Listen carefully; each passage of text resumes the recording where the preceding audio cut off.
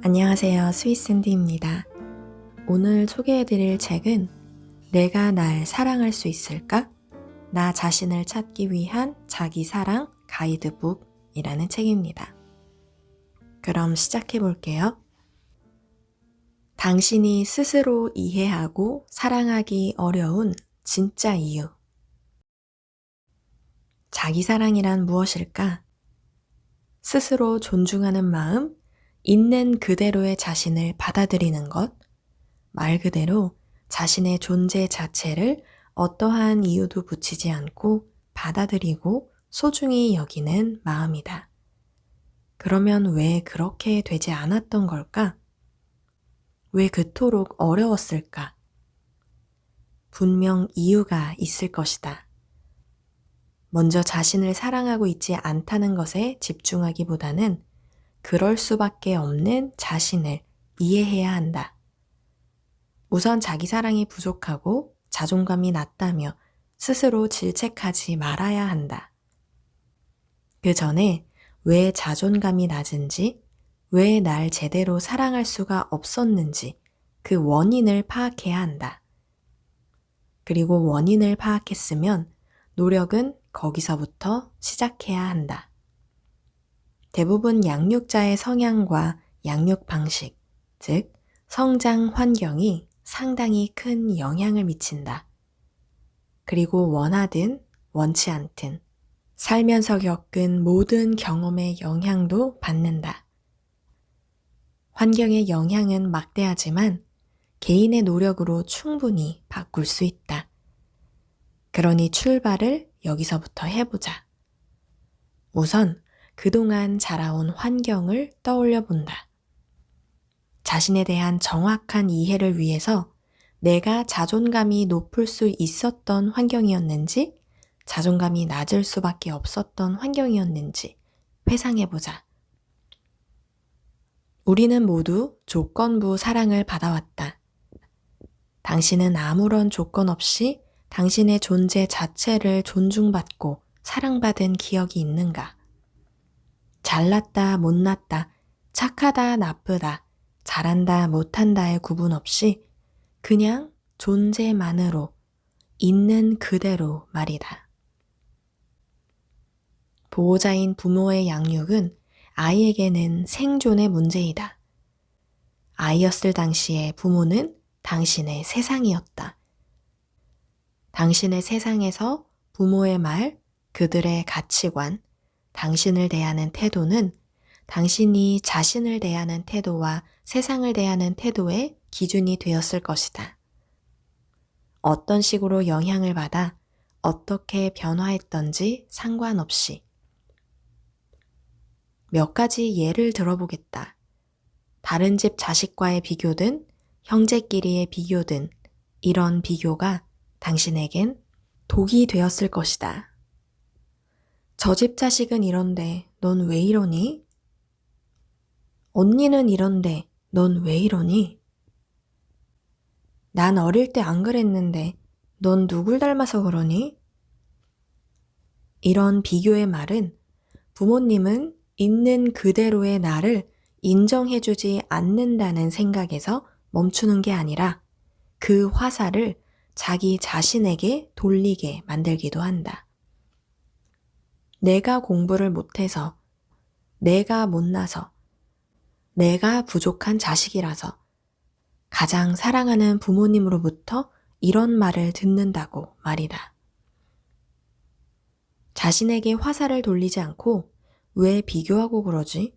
라는 생각이 든다고 해도 부모가 나를 있는 그대로 받아들이지 않고 누군가와 비교한다면 그로 인한 상처는 지울 수 없다. 그래서 인정받으려고 노력한다. 이렇게 하면 인정받겠지? 칭찬받겠지? 사랑받겠지? 혹은 내가 아무리 노력해도 어차피 날 인정해주지 않을 텐데 뭐하러 노력해? 하면서 불만만 생길 수도 있다. 반대도 마찬가지다. 남과 비교하며 나를 축혀 세워졌다고 해도 그 사람보다 더 잘해야 칭찬을 받는다는 압박감이 생길 확률이 높다. 그러면 늘 경쟁에서 이기려 들다가 지칠 것이다. 왜냐하면 비교했을 때 본인이 인정받고 살아남아야 하니까. 불안하기는 매한 가지이며 여하튼 비교는 독이 된다. 이런 경우도 있다. 내가 하고 싶은 건 A인데 그것이 나중에 안정적인 직장으로 이어지지 않을 것 같거나 부모의 소망과는 멀게 느껴지거나 부모가 봤을 때는 시간을 쏟을 가치가 없다고 여겨지는 등 여러 이유로 하고 싶은 걸 응원받지 못하고 하기 싫은 걸 억지로 해야 하는 상황이 발생했을 수 있다. 부모가 바라는 것과 다른 것을 원하는 건 잘못됐다는 식으로 몰아가는 사례도 흔하다.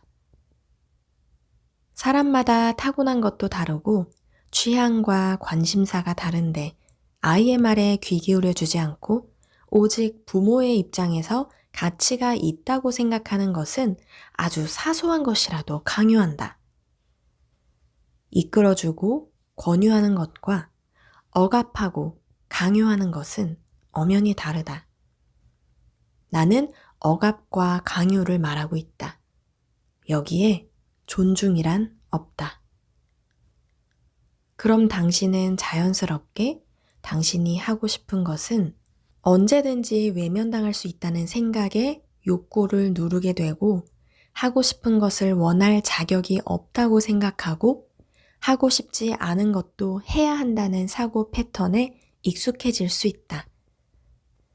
왜냐하면 그래야 인정받고 사랑받을 것 같고 더 비난받지 않고 못난 자식 소리 듣지 않고 칭찬받고 힘 빠지는 싸움을 하지 않고 비로소 안정감을 느끼기 때문이다. 엄마 아빠 말을 잘 들어야 착한 아이라는 소리를 듣는데 어찌 자신의 욕구를 내세울 수 있겠으며 더 나아가 아무런 자각 없이 어른이 되었다면 그 성격이 얼마나 변하겠는가. 어른이 되어서도 마찬가지로 당연히 내 목소리를 내지 않고 주변의 눈치를 먼저 살피고 나 자신보다 나와 이어진 관계와 상대방을 먼저 생각하게 된다. 싫어도 상대를 위해 참고 양보한다. 내 기분보다 상대의 기분만 신경 쓴다. 이것은 배려일까? 그렇지 않다. 어린 시절부터 시작된 억누름이다. 원하는 것을 억눌러야 사랑받는다. 이런 잘못된 믿음이 낳은 습관이다.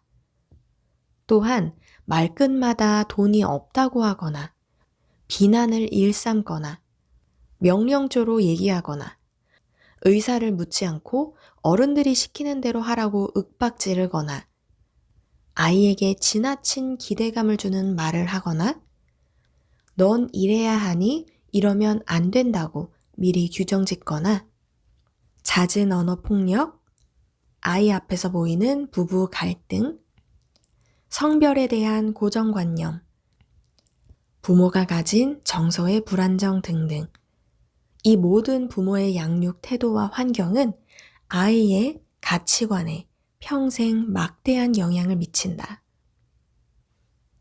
자존감을 높이고 자기를 진정으로 사랑하는 연습을 하는 도중에 부모에 대한 원망이 생기는 경우도 매우 빈번하다. 이는 어찌 보면 당연한 과정으로 그것을 직면할 필요가 있다. 하지만 그걸로 당신의 삶을 망칠 수는 없지 않은가. 어차피 제대로 된 자기 사랑을 위해 시간을 가지다 보면 부모도 자식을 키우며 서툴 수밖에 없었다는 점과 완벽한 부모가 없다는 걸 마음으로 이해할 수 있을 것이다. 하지만 이 사실을 마음으로 아는 것이 중요하지 억지로 머리로 이해할 필요는 없다. 가장 먼저 자기 자신을 이해해야 한다. 부모도 부모가 처음이라는 말이 모든 것을 합리화시켜주지는 못하지만 그들 나름대로 최선을 다했을 수 있다. 또한 그들의 부모로부터 온전한 사랑을 받지 못했을 수 있고 당신을 키우면서 상황이 변했을 수도 있다. 하지만 나는 절대로 억지로 이해하라고 권하고 싶지는 않다. 이해는 자연스럽게 해야지 억지로 쥐어짜서 나오는 것이 아니기 때문에.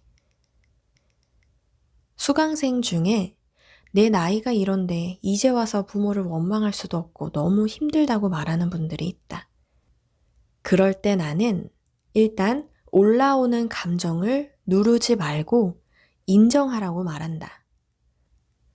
부모니까, 내 나이가 많으니까 자신의 감정을 외면하거나 억누르지 말고 있는 그대로 감정을 인정하라고 권한다. 지금 당신의 나이와 상관없이 상처받았던 어린아이는 아직 죽지 않고 당신 안에 있다. 껍데기는 나이가 들었을지 몰라도 내면에는 여전히 어린아이가 존재한다. 지금의 내가 아니라 그때의 내가 당시에 하지 못한 원망을 지금에 와서 하는 것이다. 싸우자는 게 아니라 외면했던 감정들을 이제라도 인정하고 들여다보자는 말이다. 그러다 보면 그 안에 있는 아프고 여린 마음을 발견하게 될 것이다. 당신의 지금 나이와 상관없이 낮은 자존감의 원인을 알고 나서 먼저 이 상황에 직면해야 한다. 어쩌면 가정 환경과 상관없을 수도 있다. 학교나 사회생활을 하며 자존감이 낮아졌을 수도 있다. 우리는 가정뿐만 아니라 모든 환경에 영향을 받으니까. 다만 한 사람의 삶이 시작되는 뿌리가 가정이기에 가정 환경이 가장 중요한 것이다. 대부분 가정에서 받은 영향과 형성된 패턴으로 평생을 살아가기 때문이다. 이제 시작하자. 자기 자신에게 휘둘렀던 채찍을 내려놓고 자신을 숨겨뒀던 마음의 동굴에서 나와서 상처가 있다면 연고를 발라주자. 상처 위에는 연고를 발라야 한다. 그 상처를 가려줄 화장품을 바를 때가 아니다. 상처를 외면하고 가리기만 한다면 더 심하게 덧나고 곰기밖에 더하겠는가. 가리는 건 한계가 있다. 가정 환경뿐만 아니라 그동안 그럴 수밖에 없는 세상을 살아왔다고 봐도 무방하다. 일단 우리는 유치원이든 학교든 사회든 언제나 비교당하기 쉬운 환경에 놓여 있고 경쟁 사회에서 살고 있다. 마음을 터놓을 친구가 동시에 경쟁자가 되는 현실이 너무 당연했고 존재를 인정받기보다는 항상 평가하고 우리에게 점수를 매겼다. 예뻐져라, 멋져져라, 잘 나가라, 잘하라, 성공하라, 그래야 넌 가치가 있다는 소리를 질릴 정도로 들어왔다. 또한 당장 예뻐져야 인생이 바뀔 수 있고 당신의 가치가 빛난다는 식의 성형외과 광고가 아직도 버젓이 성행하고 있다. 성형을 부추기는 사회가 정말 정상인가? 예뻐지라고 강요하는 건 비정상이다. 지금 당신의 외모를 있는 그대로 두지 말라는 부추김이 어떻게 정상인가? 높은 점수를 받고 사랑받고 인정받기 위해 빨리빨리 노력하라고 부추기고 있다. 그렇지 않으면 뒤처진다고, 가치 없다고, 별로인 인생이라고, 패배자란 단어를 들먹이면서 그게 외모든 돈이든 실력이든 상관없다. 우린 여태 얼마나 속아왔는가. SNS는 어떠한가? 나도 SNS를 하고 있고 선한 영향력을 주고받는 기능에 만족하고 있는 사용자다. 그런 순기능이 있지만 한편으로 SNS는 비교를 부추기기도 한다.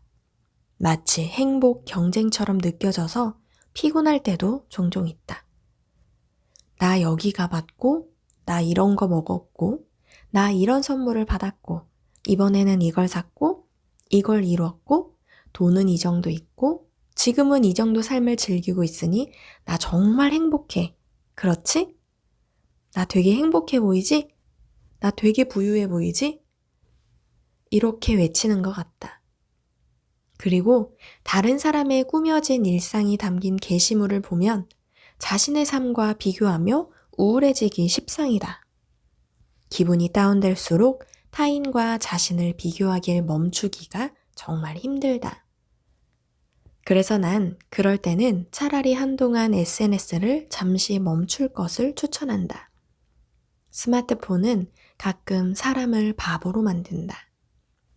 시간과 에너지를 나도 모르는 사이 홀라당 스마트폰에 빼앗긴다. 작은 바보 상자에서 벗어나서 진짜 인생을 살자. 진짜 행복을 찾자. 우리의 삶은 손 위에 놓인 핸드폰 속에 있지 않다. 자존감을 회복하자. 당신이 자존감이 낮은 이유는 당신이 못나서가 아니다. 당신의 잘못이 아니다. 당신 탓이 아니다. 그럴 수밖에 없었던 이유가 분명히 있기 때문이다. 그게 가정 환경에서 비롯된 것이었든 가정 밖에서 일어난 것이든 말이다. 그러니 부디 더는 자기 자신을 탓하지 말자. 사실 지난 과거는 크게 중요하지 않다. 자존감이 낮은 건 당신 탓이 아니며 그럴 만한 이유가 있었다는 사실을 자각하는 것만으로도 충분하다. 지나간 일이니 잊으란 말이 아니라 과거에 얽매이지 말자는 소리다. 지금의 당신 삶에 영향을 준 것도 사실이고 치유는 과거로부터 시작되어야 하는 것도 맞지만 우리는 가장 중요한 지금을 살고 있다. 과거에 묶여서 벗어나지 못하면 가장 소중한 지금도 과거 속에 사느라 놓치고 만다.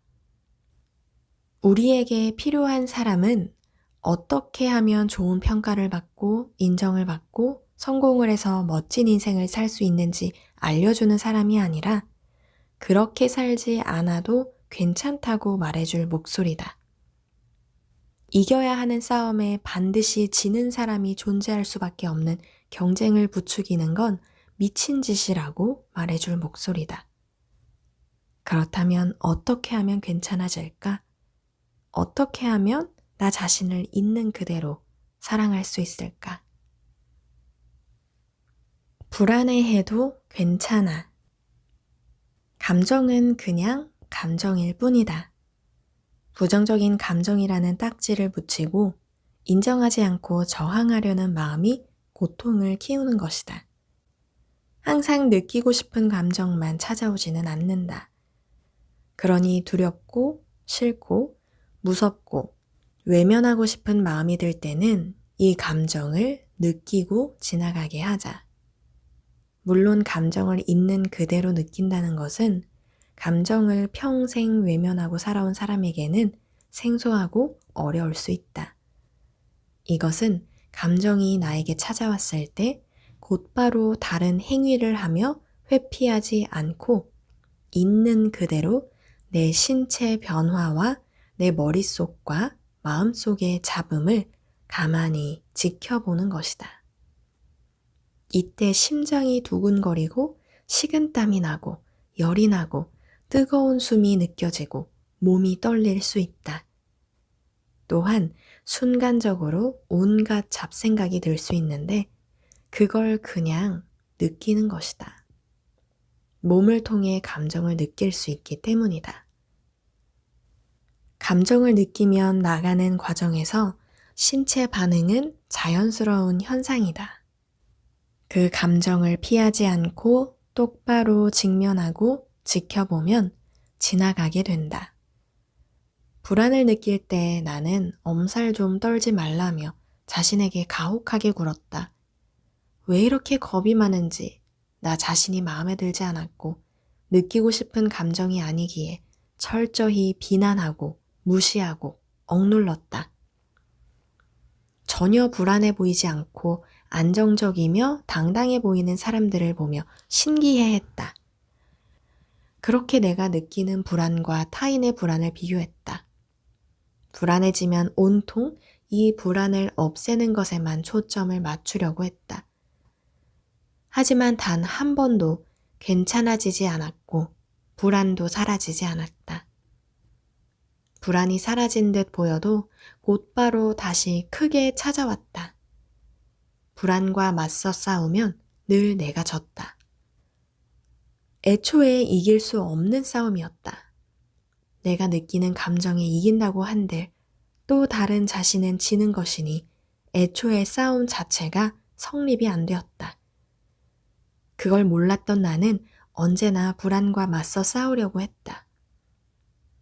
불안은 내가 안전하지 않다고 느껴서 생기는 감정이다. 따라서 내가 안전하다고 느끼면 불안은 사라진다. 이처럼 안전을 느끼게 해줄 가장 빠른 방법은 지금 이대로도 괜찮다는 사실의 인정이었다. 불안을 느끼는 게 비정상적이고 안 좋은 것이고 못났다고 판단하니 괜찮지 않은 것이다. 지금 이 불안함을 느껴도 괜찮고 당연한 것이니까 실컷 느껴도 된다고 해주면 더 이상 내가 느끼는 불안이 비정상적으로 느껴지지 않는다. 입으로만 떠들지 말고 온 마음을 다해 진심으로 허용하자.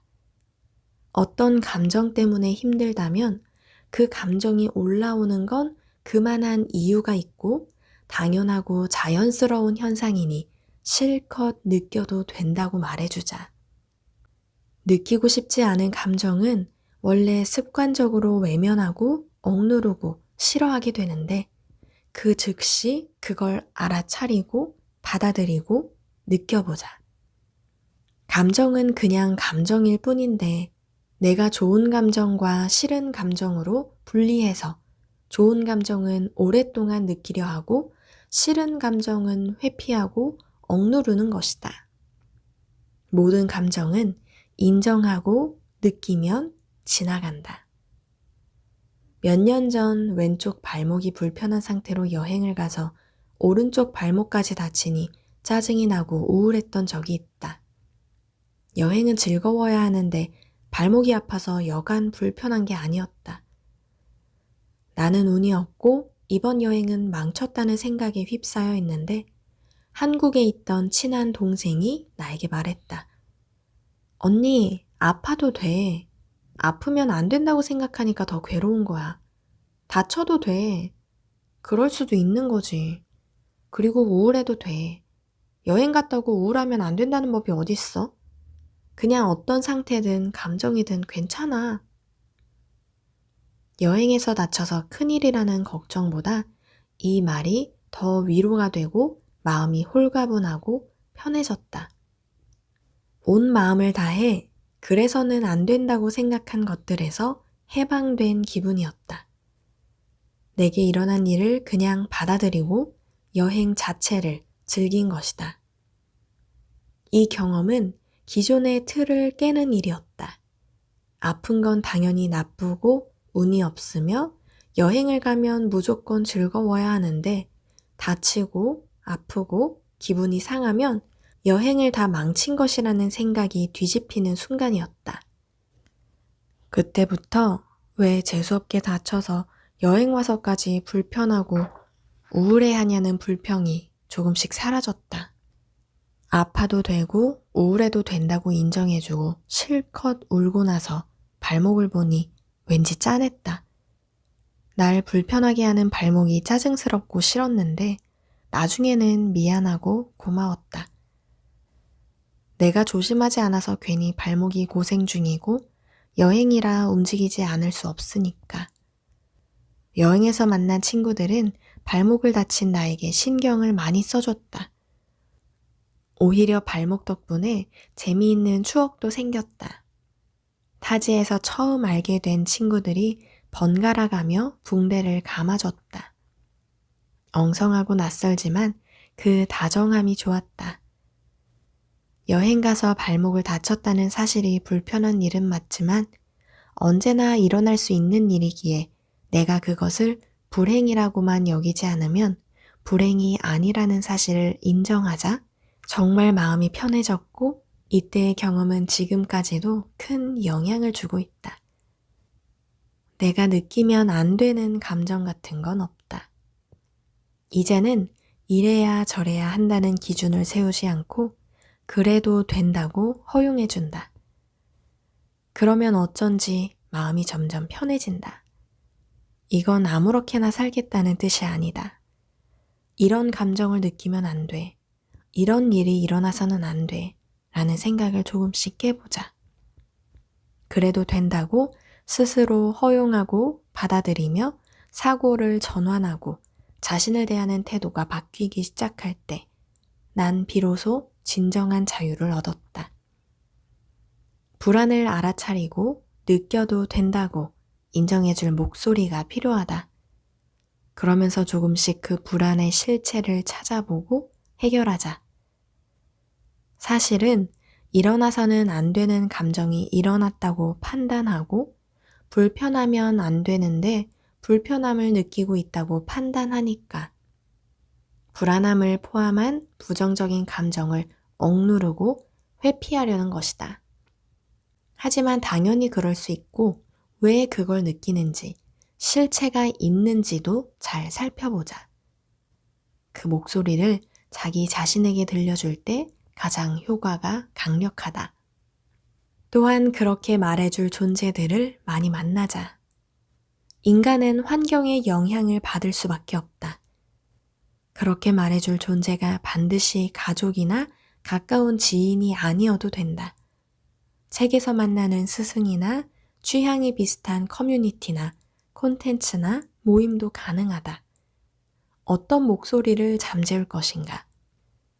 어떤 목소리를 들을 것인가? 어떤 목소리를 낼 것인가를 내가 다 선택할 수 있다.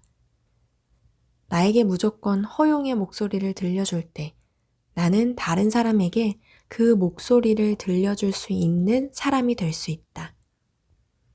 그 사람도 다시 누군가에게 그 목소리를 들려줄 수 있는 사람이 될 것이다.